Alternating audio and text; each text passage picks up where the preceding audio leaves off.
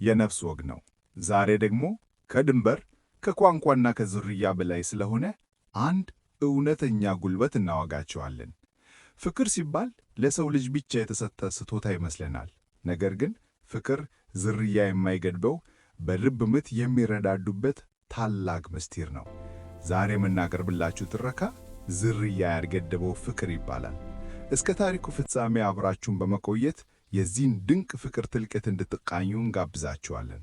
በአንድ ወቅት ገለል ባለችና በተራራ በተከበበች መንደር ውስጥ አባ ገብሬ የሚባሉ አዛውንት ይኖሩ ነበር። አባ ገብሬ ዕድሜያቸው ገፍቷል። ቤተሰቦቻቸው በሙሉ በተለያዩ አጋጣሚዎች ጥለዋቸው አልፈዋል።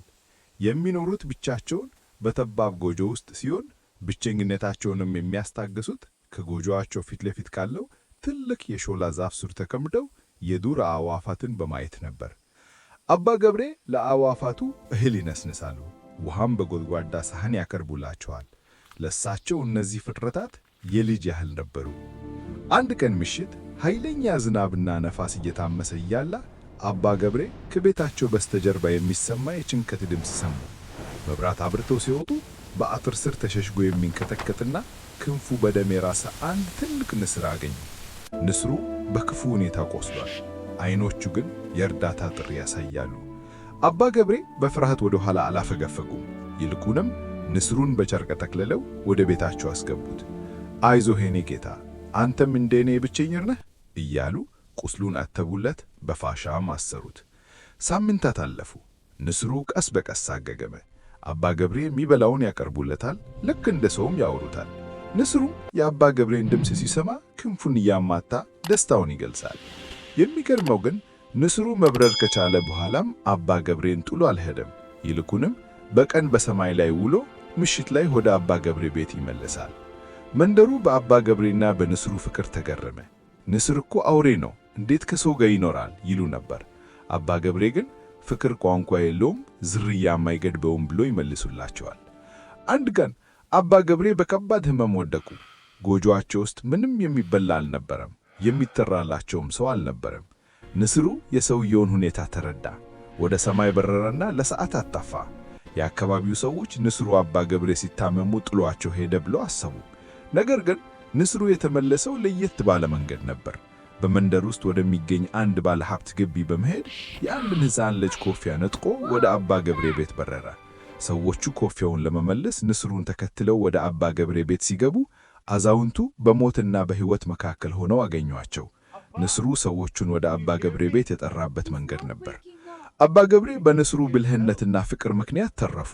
ከዚያ ቀን በኋላ ንስሩና አባ ገብሬ በሰውና በእንስሳ መካከል ያለውን ፍቅር ጥልቀት ለዓለም ያስመሰከሩ ተምሳሌያን ሆኑ። ከዚያ ክስተት በኋላ የነፍስ ወግ በመንደሩ ሁሉ ተሰማ። አባ ገብሬ አገግመው ወደ ሾላ ዛፋቸው ተመለሱ። አሁን ግን ብቻቸው አይደሉም። ንስሩ ሁል ጊዜም በቅርበት አለ። አንዳንድ ጊዜ አባ ገብሬ መጽሐፍ ሲያነቡ ንስሩ በተከላቸው ላይ ያርፋል። ሌላ ጊዜ ደግሞ አብሮት የሚበሩት ሁሉ እጆቻቸውን ሲዘረጉ እሱም ክንፉን እያማታ ይከተላቸዋል። ሰዎች ይህ ንስር ሰውን ለመርዳት ከሰማይ የተላከ መልአክ ነው ይሉ ጀመሩ።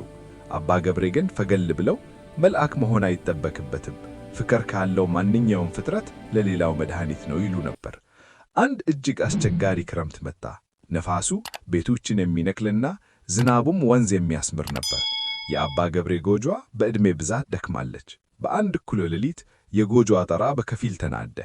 አዛውንቱ በብርድና በዝናብ ተመቱ። መነሳትም ሆኖ መጮህ አልቻሉም። ንስሩ በዚያ ጨለማና ዝናብ ውስጥ ወደ መንደሩ መሃል በረረ። በዚህ ጊዜ ግን ኮፊያውን አልነጠቀውም። ይልቁንም የአባ ገብሬን የዱር መጠጥያ ወይም ብርሌን በመንቆሩ ይዞ የአካባቢውን ጤና ጣታ መስኳት ላይ ደጋግሞ መታ። ጠባቂዎቹ ሲወጡ ንስሩን አዩት። ንስሩም ብርሌዋን ጥሎላቸው ወደ አባ ገብሬ ቤት እየበረረ እዩኝ እንደሚል አይነት ድምፅ ያሰማ ነበር።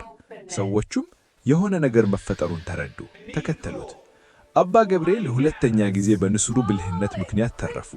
ይሁን እንጂ ዕድሜያቸው ስለገፋ ጥቂት ወራት ቆይተው በሰላም አረፉ። በመንደሩ ታሪክ ታይቶ በማይታወቅ ሁኔታ በአባ ገብሬ ቀብር ላይ አንድ እንግዳ ነበር። ንስሩ በቀብሩ ሥነ ሥርዓት ላይ ከሰማይ ሆኖ ሲያንዣብብ ዋለ። አስከሬኑ አፈር ካረፈ በኋላ ንስሩ መቃብሩ ላይ ለጥቂት ደቂቃዎች አርፎ ድምፁን ከፍ አድርጎ ካሰማ በኋላ ወደ ሰማይ በረረ። ከዚያ ቀን በኋላ ንስሩ በመንደሩ አልታየም።